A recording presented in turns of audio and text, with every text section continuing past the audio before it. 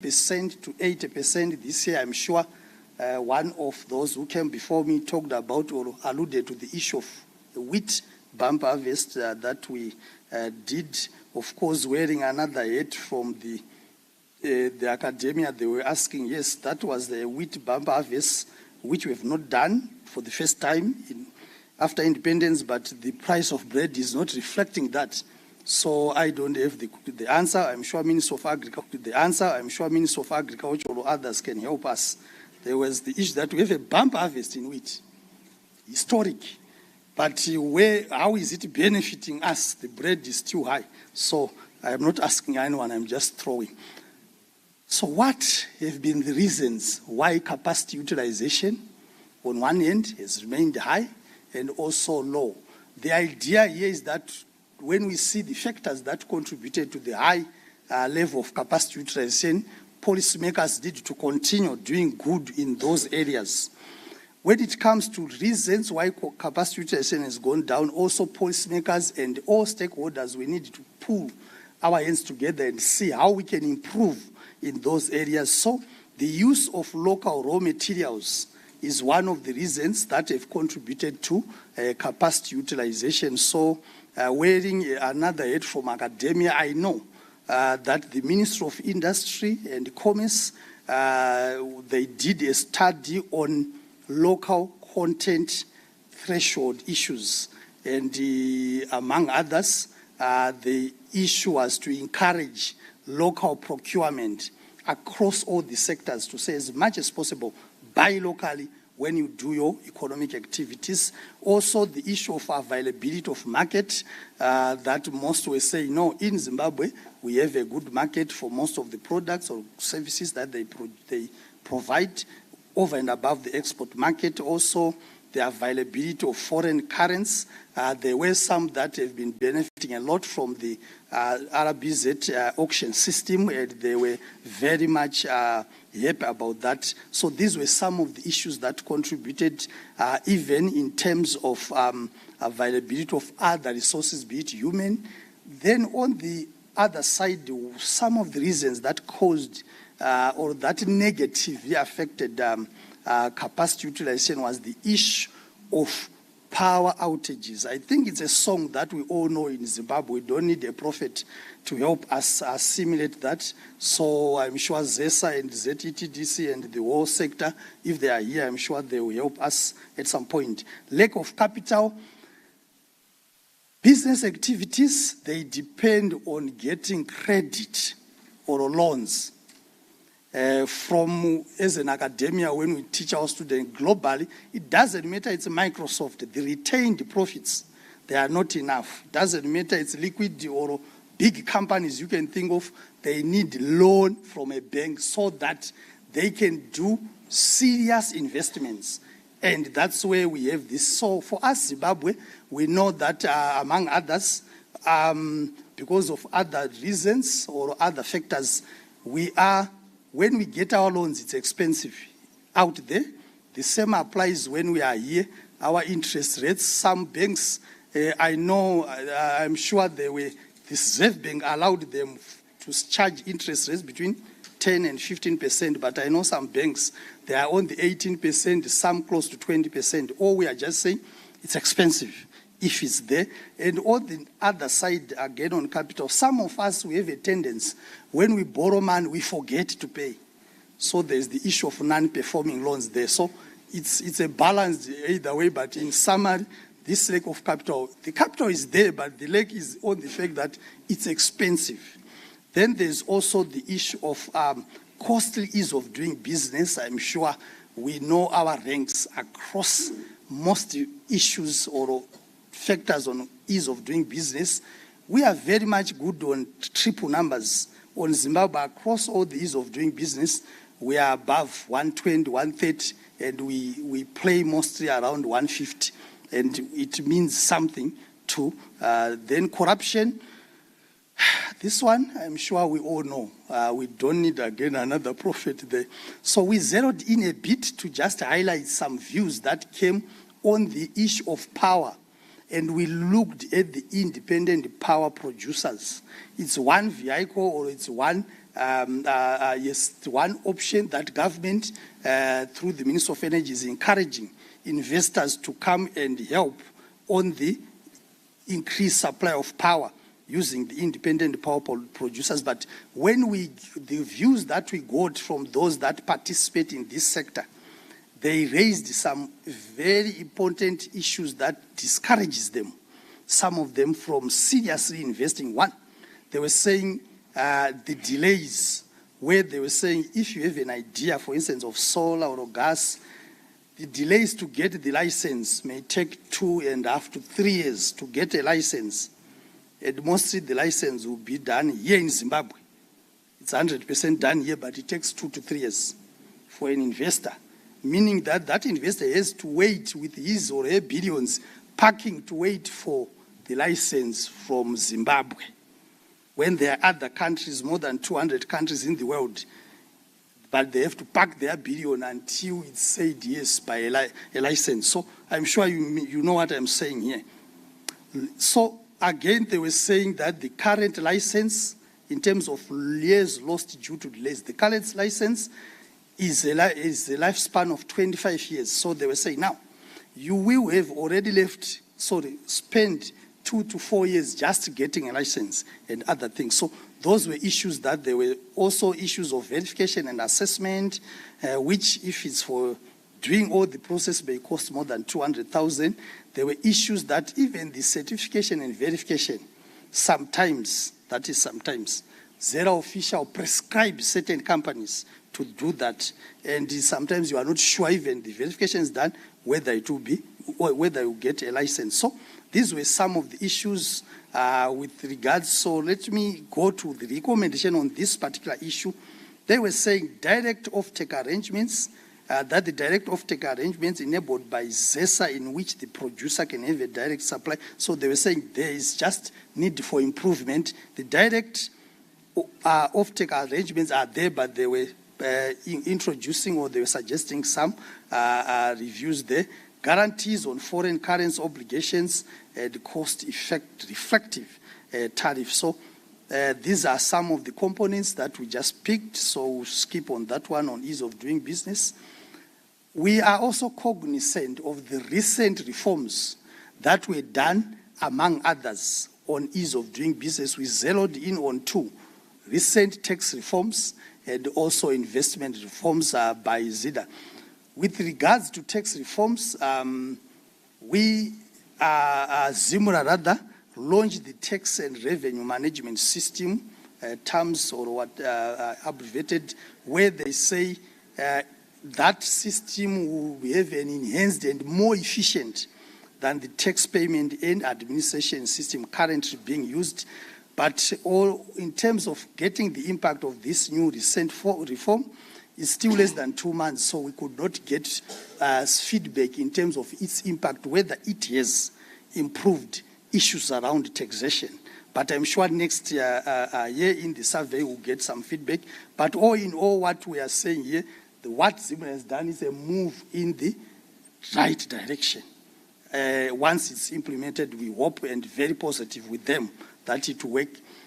Investment reform, ZIDA has also launched in October last month 2 digital platforms aimed at lowering foreign investment, both in the mining sector and in the tourism sector. The mining one is called Mining Claims Matching Platform, where investors are connected on that platform.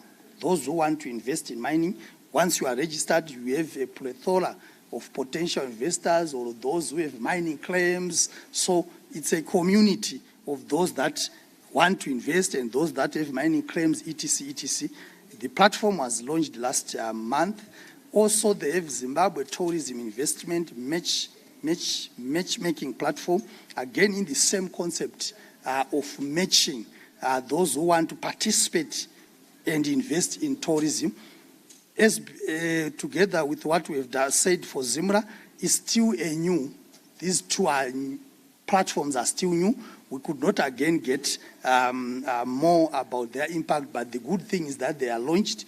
I believe that next year we'll have an analysis of them. So, the overall perceptions what we got from you in terms of ease of doing business, whether it's friendly or people are saying the ease of doing business, it's neutral or it's unfriendly. So zeroing in this year, 15%, let me start with those that said user-friendly. They were saying the business in ease of doing business is user-friendly, just 11%. 74% said unfriendly. That's their views. And 15% were in between. They were very neutral. So again, this also means that stakeholders, we need to participate where we are supposed to participate on ease of doing business. Some of them, when you hear, it's not more about policy, but it's about implementation or laxity in terms of implementation. Let me give you just an example to show how ease of doing business sometimes can discourage. Yesterday I was talking to one, it's unfortunate, but so they were saying they went to Mashingo, someone had sent his or a parcel from overseas through a courier, a local courier, I'm not naming names. And the person said, no, once it's in Mashingo, it has to be collected at a depot in Mucheke. The parcel arrived in Mashingo in town, at a depot in town, 2 kilometers to Mucheke, those who know. Now those in town were saying, no, we don't have a transport to Mucheke. We only have a T35. Now a T35 cannot move with one parcel. The person said, can I come and collect here my details? They said, no, you cannot collect here. You wait until it comes there. Spend 2 weeks. It's a distance of 2 kilometers. The person is there, but I say, no, our policy that you have to come to go there. Okay, can I drive you? They say, no. So I'm just saying simple things, but they discourage. So anyway, in summary, this is ease of doing business. So what were the challenges weighing on ease of doing business? Again, there are all these issues, your corruption, your complicated tax regime. I'm sure now the reform will help. Your import and export procedures, your bureaucracy, police inconsistent. This one was mentioned, and it's recurring every year. The issue of police inconsistent, limited credit, unstable prices. I'm sure we know on the prices. The unfortunate thing is, even in the US dollar, the prices continue to rise for most goods. And we don't know, I don't know what is the answer, but that's what we have on. But proposed measures, we didn't want to leave people in a doom, say, oh, so there's no life. No. We asked what should be done by policymakers. So the issue of infrastructure, I think we don't need much there. Reduce corruption. Again, it continues to be one of the proposed measures there. Reduce tax rates and tax heads. Where we are saying that there is the tax rate, then the tax heads to say, in another study they were saying, that was tourism, that there are 14 different entities that come to your office for tax. Of course, from their point, whether it's city council, they just say it's tax. Whether it's Zimura, Zinwa, all those, they were saying they come every month and to knock at your door, and you have to comply. They were saying, why not these people come together, have a one-stop shop, whether we send it to Zimura, they will deal with themselves at the background. But again, some were saying sometimes it's very difficult in Zimbabwe. A good example, someone mentioned, with due respect, I'm not saying for anyone, they were saying civil aviation versus Air Zim. Was it the export or landing, whatever, that they were paying to Air Zim on the ticket, but Air Zim was forgetting to remit to civil aviation. Until they said, before you have to pay it separate. So those are things that can happen. So in terms of the business confidence, comparing last year and this year, overall, the general economic activities, we asked them, has it improved? Did it remain the same, deteriorated? Overall, in terms of general economic activity, they were saying 38% said the general economic condition have improved. 37 has said it has deteriorated. 25% were saying, it's still more or less the same. I will just pick on the ease of doing business. 65% said it has deteriorated. Only 20% said it had improved. So this just showing different aspects of ease of doing business. All in all, it shows that we need as a country to improve in these aspects. We said now going forward, what is your perception in terms of ease of doing business? Again, majority have shifted to a positive. On the general economic, they were saying we expect the condition to improve 45%, and in the profitability situation, 54% said we expect the profitability to increase. 54% said the capacity utilization going next year compared to this year. 67% said we expect capacity utilization to improve. So in terms of the overall, comparing this year and next year, the overall perception is that there will be a positive increase, or there will be an improvement in confidence as far as the business confidence index is concerned. That's what we have. So this index ranges from minus 100, it comes to 0 and go to 100. So that's why you have some negative number. But overall, next year, people are very positive. Then we also have another index which ranges from 0 to 50 to 100. When it's above 50, that's better. And what we see is that overall, next year, there is some increased positives. I will finish off with the trends in the informal sector. So these are estimates. The size of the informal sector is estimated to be 64%. In the main documents, there are sources. This one, there are sources there. 64% of the gross domestic product. Again, IMF, way back in the 2018, their study, when they ranked us as the second most informal country after Bolivia, they said almost 5.2 million Zimbabweans were in the informal sector. Informality means a lack, among others, means the following: lack of social protection, lack of rights at work, and lack of decent work conditions, among others. And also, approximately 34% of workers in the informal sector are said to be in the extremely poor category. Some of the sectors where informality is high include retail, distribution, foreign currency or informal, parallel black market. We are also saying, at the end of the day, workers in the informal sector lack legal recognition. Also, they lack secure contracts.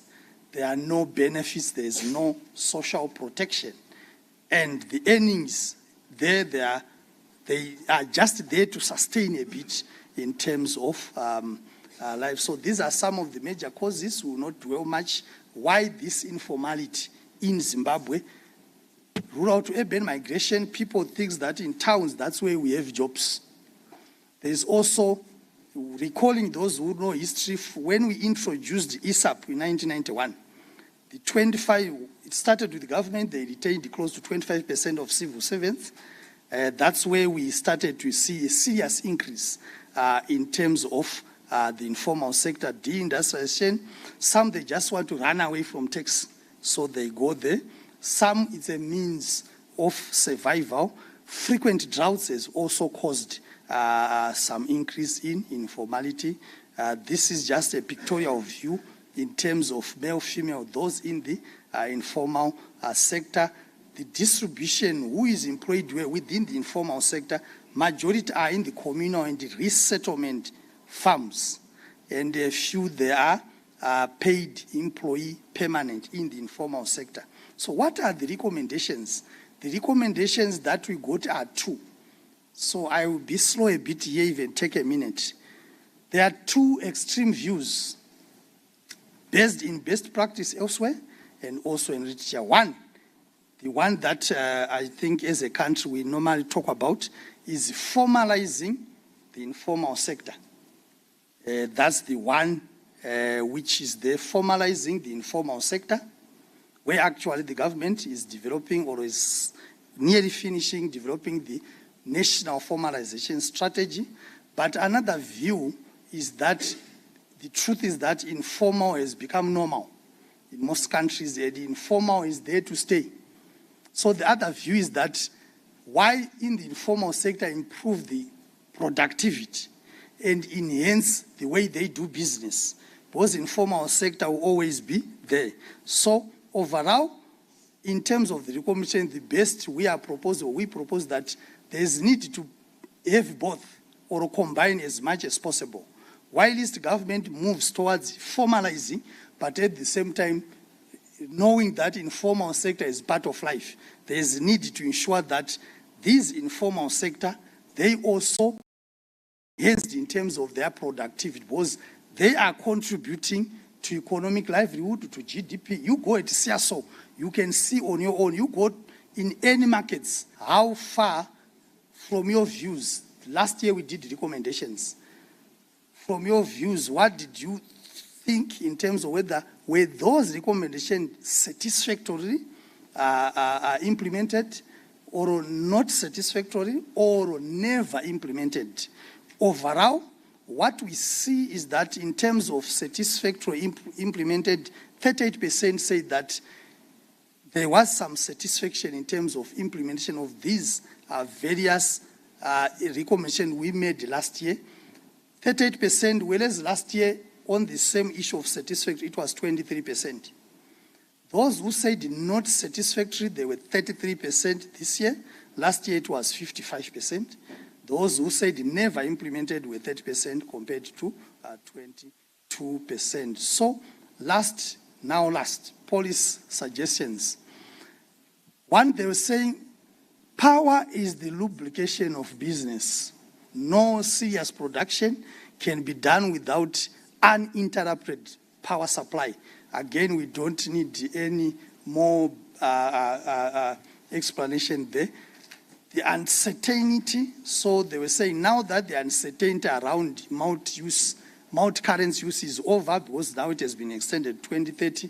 They were saying the central bank should encourage now local banks to offer affordable credit, especially to the productive sector, both in local and foreign country.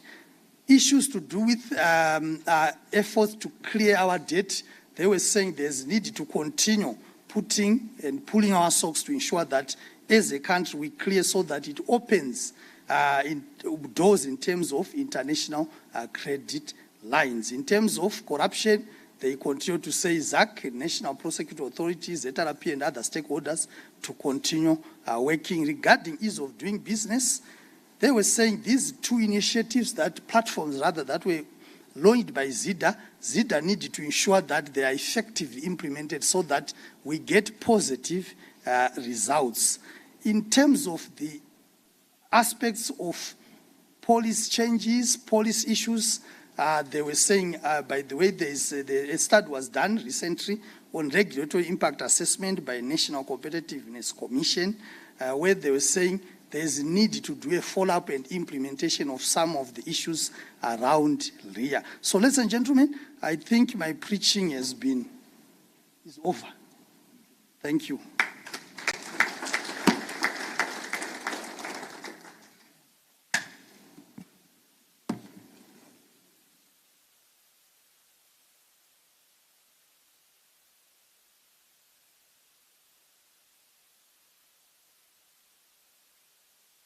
Thank you. Let's put our hands together again for Prof. Yeah. May I just have one of the media guys, please, to come and collect this. I'm sure Prof will confer some professorship to the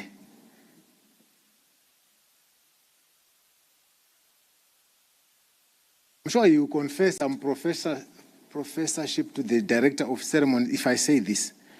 I need to say this.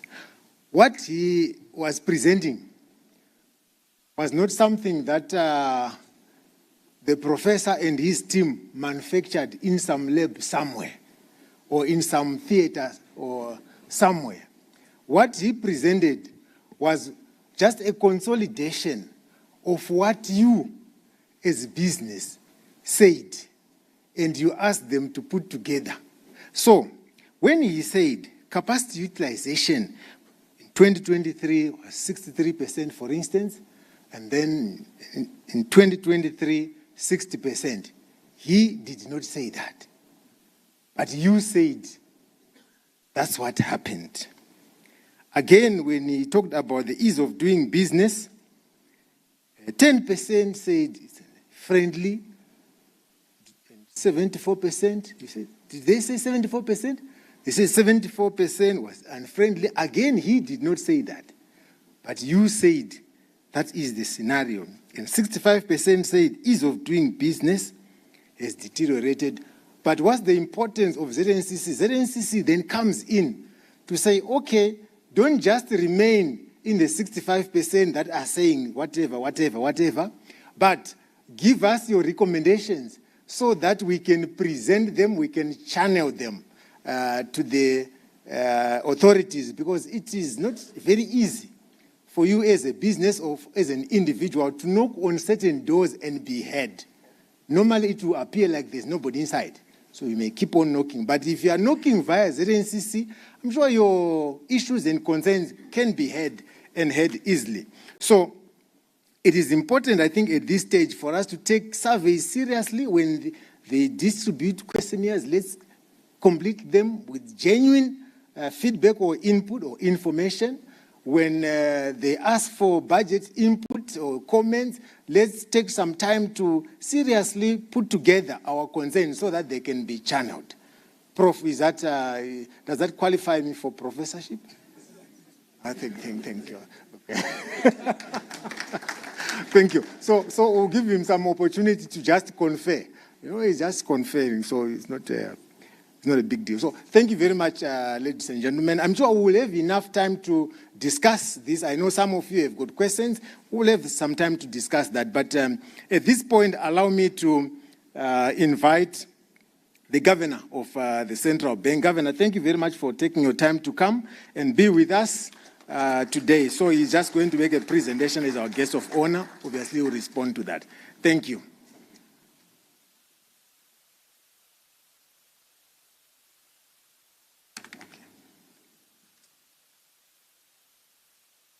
Thank you, Master of Ceremonies. And let me write on the protocols already been said by the presidency of ZNCC and ZCCI of Zambia, so that at least we'll go into business as quickly as possible.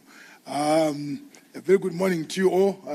I see you all look very serious because after the budget, so I think it's very important. Anyway, thank you for inviting us, the bank, through the CEO's office of ZNCC, Mr. Chris Mgaga. It's always good to be invited, more so toward the end of the year. End of the year, we are also celebrating Christmas, so very soon. So I think it's good to be here. And I also am so happy to see Professor Mtambara, because me and him, we come from the same area. In fact, the same village, in between our home in Tambara, but they are our chiefs. So in between ours and these is about only 300 meters. So it's good to see you, and welcome to this program. Thank you for coming. So I think I've seen many familiar faces here, and some nephews who are also here. Welcome. My presentation is going to support what Professor Ngochko has been saying. It's always good to take perceptions. I mean, to look at reviews, reflect, strategize, and go forward. So the perception which I get from that business is saying that they expect things get better and to improve, which is very important. Because perception is everything. If you perceive that someone is useless, then that person is useless. It's perception. So I like this because from where we are coming from as a country, it means we are improving on our perception. It means we're increasing on our sentiment, which is very important in business.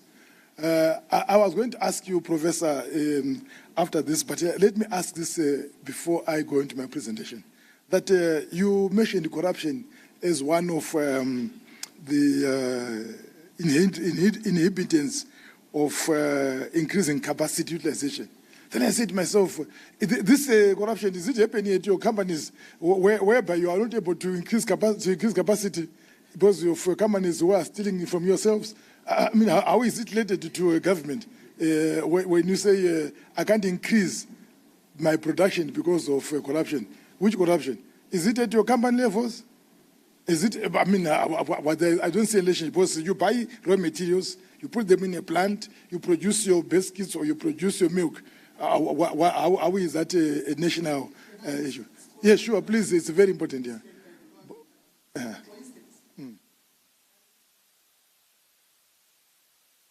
That's what they said, yes. Sure.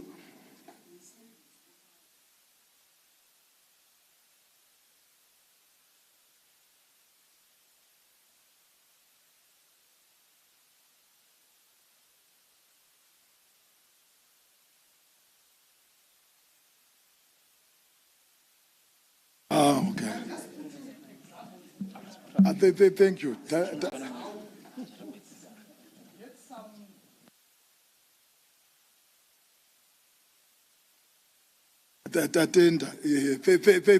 you very much.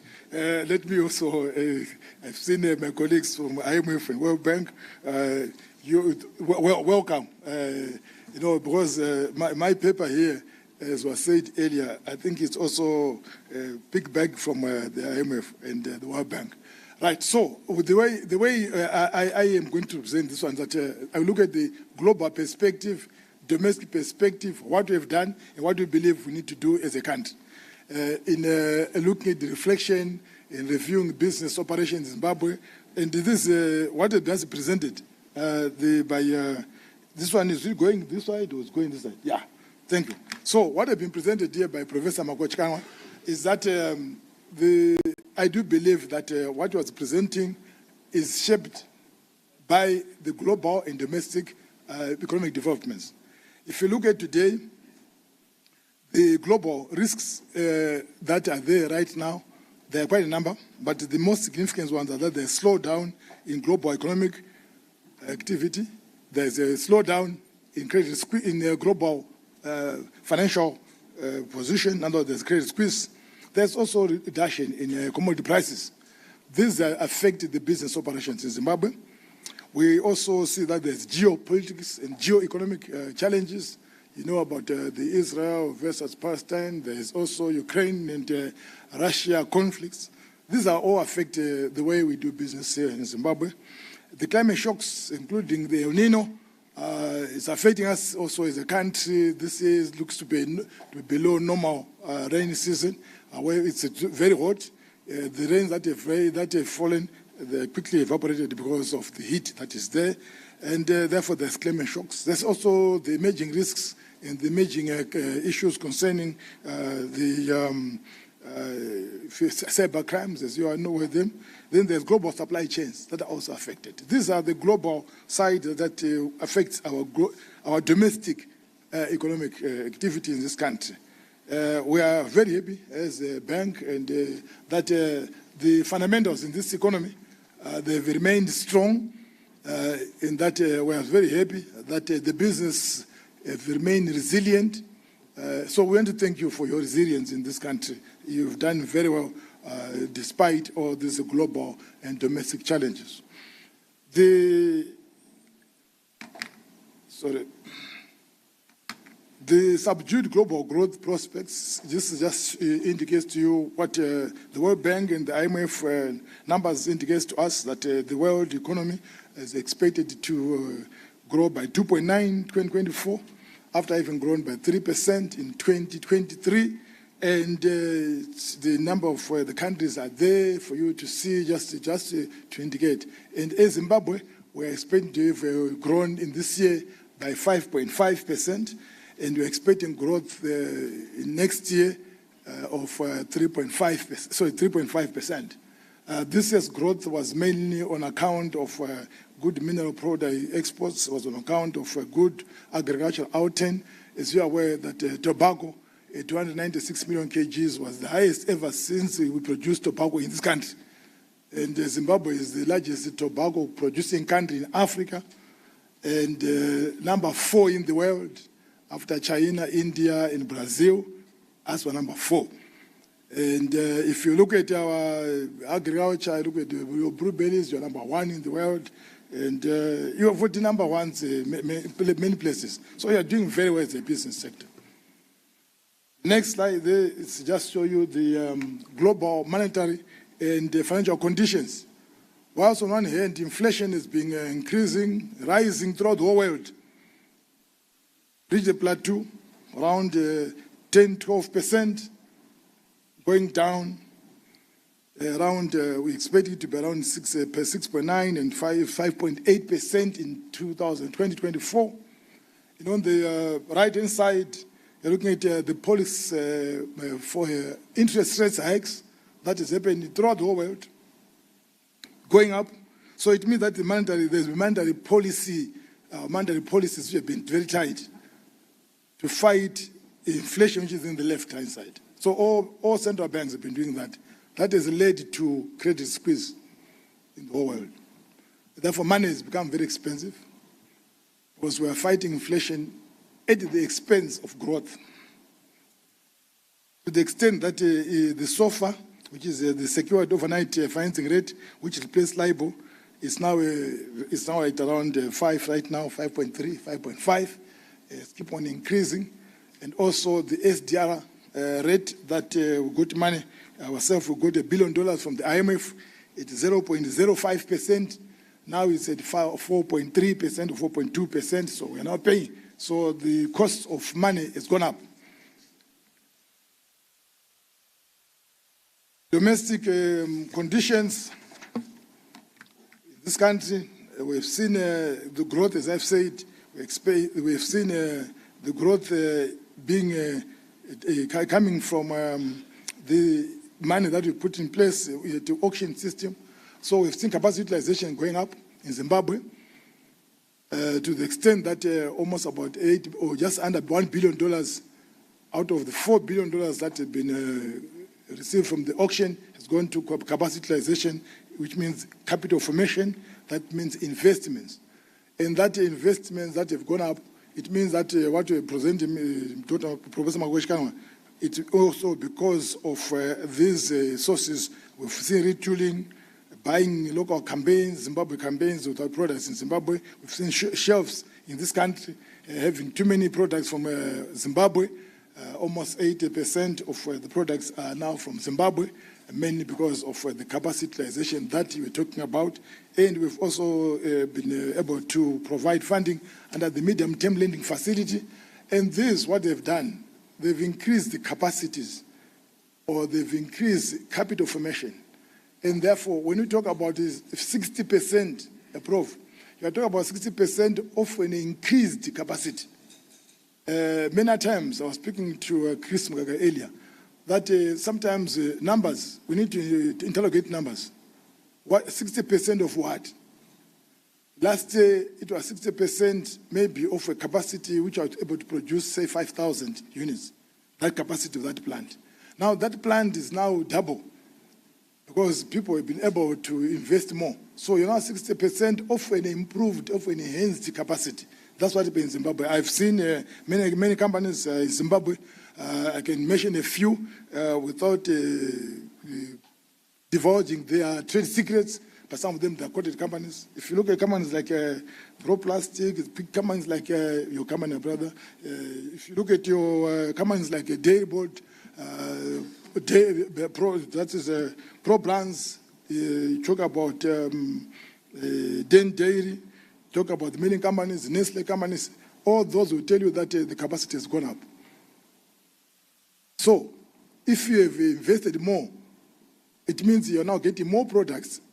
Although it's 60%, so sometimes 60% of 10 might not be the same as 60% of 20 in that order. That's what I'm talking about. So we are just confirming your numbers. And our external sector of the economy has been always remaining positive. Our current account surplus has remained positive since 2019. And we are still projecting that is going to be in 2024 to be around $300 million. So the current account surplus has been positive.